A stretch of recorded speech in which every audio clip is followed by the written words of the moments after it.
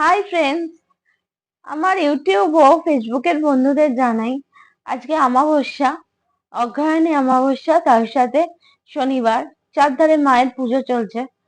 তো আমিও আজকে একটা পুজোয় গেছিলাম, তাই একটু ড্রেসটা ভালো পরেছি। মায়ের পুজো ছিল আজকে। তো একটা টিপস তোমাদের সাথে আমি শেয়ার করতে চাই। সেটা হলো কি, যাদের ছকে রাহু খারাপ তারা একটা কাজ করে নিতে পারো। এই ক্রিয়াটার দ্বারা তোমাদের রাহু অনেকটা অ্যাক্টিভ হবে আর ভালো জায়গায় আসবে। সে যদি খারাপ দৃষ্টি দিয়ে রাখে, সেইটা চলে গিয়ে ভালো জায়গায় আসবে। রাহু কোথা থেকে আসে না, ওয়াশরুম। রাহুর মেন জায়গা, সেই জায়গা সবসময় পরিষ্কার রাখতে হবে। ওয়াশরুম সব সময় অ্যাট এনি কস্ট পরিষ্কার রাখা দরকার।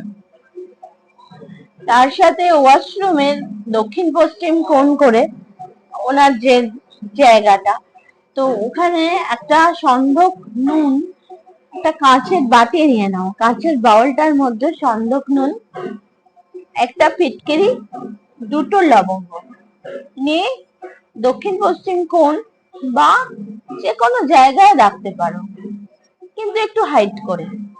না, বাথরুমে যারা আসছে বাইরের লোক হয়তো এলো, কেউ তোমার বাড়িটা খুব সুন্দর নজর দিয়ে গেল, কিন্তু সেই নজর আর লাগবে না।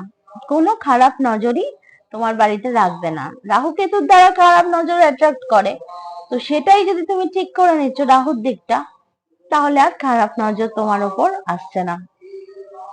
এই উপায়টা তোমরা করে দেখো, শনিবার করতে পারো, তাতে ভালো এফেক্ট পাওয়া যাবে।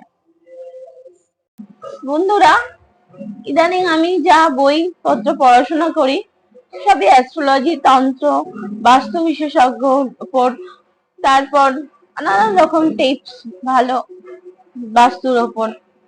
তো এগুলো জানবে আমি সবার মঙ্গলের জন্য শেয়ার করি। কারোর ভালো হলে তো ভালো, কারোর ভালো করলে নিজের ভালো হয়, এটাই আমি জানি। আর এই টিপস গুলো কিন্তু যদি মানতে পারো, তো নিজের লাইফে অনেক উপকার পাবে তোমরা।